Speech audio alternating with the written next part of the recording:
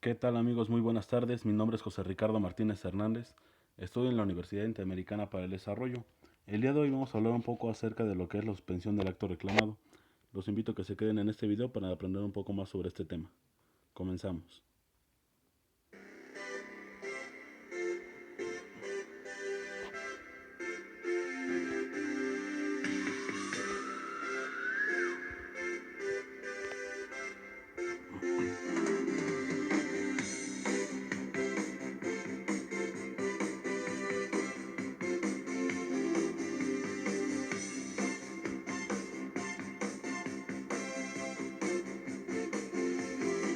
I get up and nothing gets me down. You got it tough. I've seen the toughest around. And I know. Muy bien. La suspensión del acto reclamado es una medida cautelar. Esta es tramitada ante un juez de amparo en el caso de ser un amparo indirecto. En el caso de un directo se hace mediante la autoridad responsable que esté a su cargo ese factor. Su fundamento constitucional de la suspensión se basa en los artículos 28 y 107. El artículo 28, fracción 7, nos dice que las normas generales, actos u omisiones de la Comisión Federal de Competencia Económica y del Instituto Federal de Comunicaciones podrán ser impugnados únicamente mediante el juicio de amparo indirecto y no serán objeto de suspensión, solamente en los casos en el que la Comisión Federal de Competencia Económica imponga multas o la desincorporación de activos, derechos, partes sociales o acciones. Estas se ejecutarán hasta que se resuelva el juicio de amparo, que en su caso se promueva. Cuando se trate de resoluciones de dichos organismos emanadas de un procedimiento seguido en forma de juicio, solo podrá impugnarse la que ponga fin al mismo de las violaciones. Asimismo, también nos dice que los juicios de amparo serán sustanciados por jueces y tribunales especializados en los términos de los artículos 94 de la Constitución. También nos dice que en ningún caso se admitirá un recurso ordinario o constitucionales contra actos intraprocesales.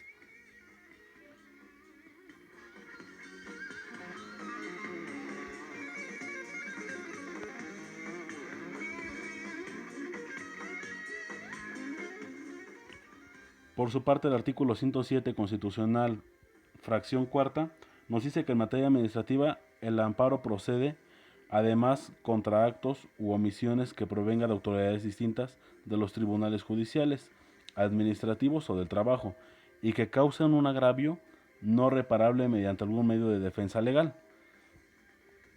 Asimismo, también será necesario agotar estos medios de defensa, siempre que conformen a las mismas leyes, se suspenden los efectos de dichos actos de oficio o mediante la interposición del juicio.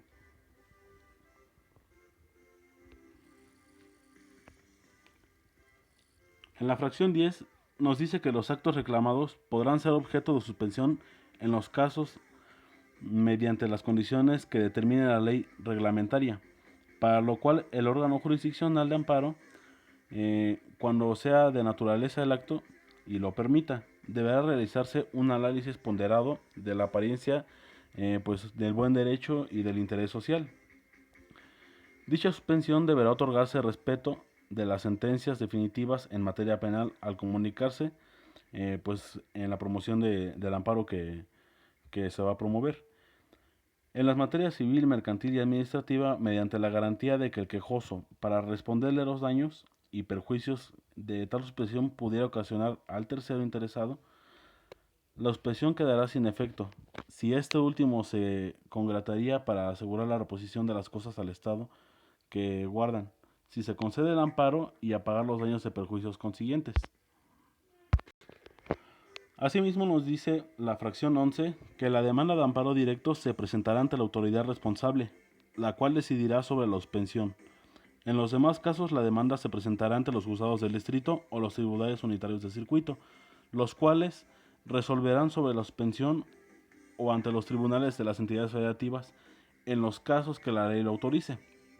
En la fracción 17 nos indica que la autoridad responsable del que desobedezca un auto de suspensión o que en una medida admita por mala fe o negligencia alguna fianza o contrafianza que resulte pues ilusoria o insuficiente, será sancionada penalmente.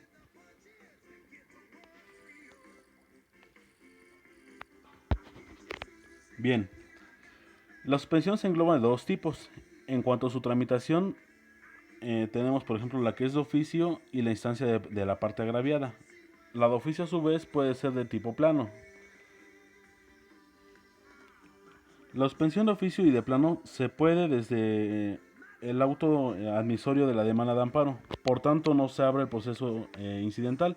Esto lo tenemos en los artículos 126 y 191 de la ley de amparo.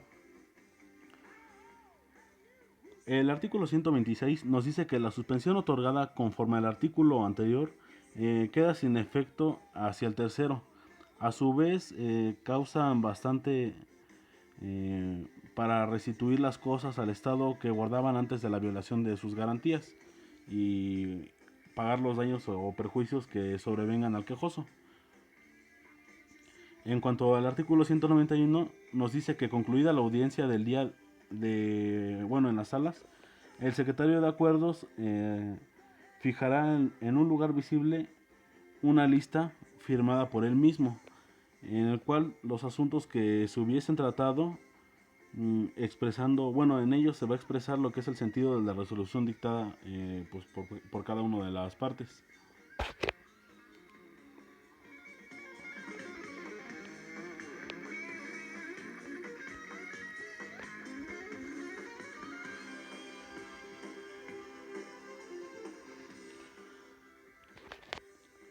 El incidente de suspensión solo se admitirá como pruebas la documental e inspeccional judicial. En los casos relativos al cardinal 15 de la ley de amparo se admitirá también la testimonial. Esto por regla general nos dice que las pruebas ofrecidas en el cuaderno incidental no podrán ser tomadas en cuenta pues a principio o viceversa, excepto cuando se trate de las suspensiones de plano y en ciertos casos, por ejemplo en la de oficio en materia penal, no se requiere que el quejoso la exhiba como garantía económica.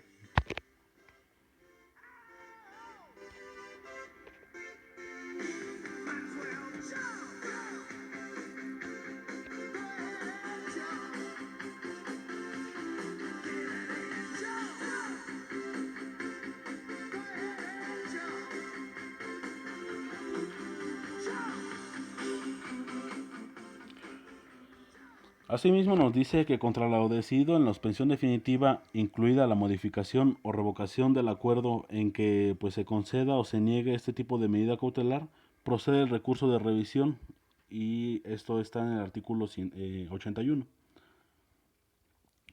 También nos dice que atendido por la regla de la exclusión, los demás tópicos relativos al incidente de la suspensión son combatibles mediante el recurso de queja, especialmente cuando se reclama o resulta en la suspensión del plano. Esto lo dice en el artículo 97. Asimismo, el recurso de queja es un procedente cuando la autoridad responsable no provee sobre la suspensión dentro del plazo legal.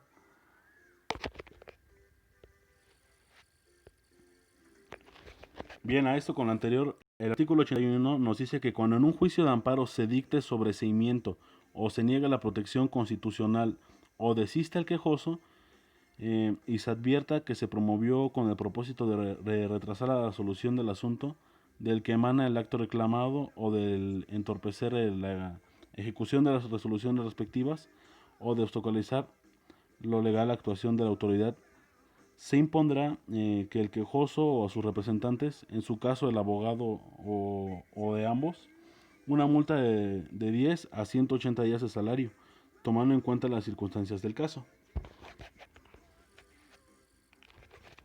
Por otra parte, el artículo 97 de la Ley de Amparo nos dice que los términos para la interposición del recurso de queja serán los siguientes. En los casos de las fracciones 2 y 3 del artículo 95 de esta ley, podrá interponerse en cualquier tiempo mientras se falle el juicio de amparo en lo principal. En los casos de las fracciones 1, 5, 6, 7 y 8 y 10 del mismo artículo, dentro de los 5 días siguientes al que se surtan sus efectos de la notificación o de la resolución recurrida. En los casos de las fracciones 4 y 9 del propio artículo 95, se puede interponer dentro de un año contando desde el día siguiente al que se notifica al quejoso.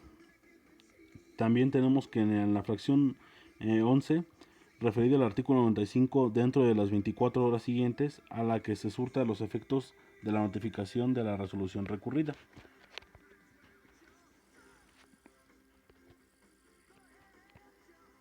Y bueno, por mi parte ha sido todo. Espero les haya servido de algo el video. Que pasen bonita tarde y nos vemos hasta la próxima. Gracias por su atención.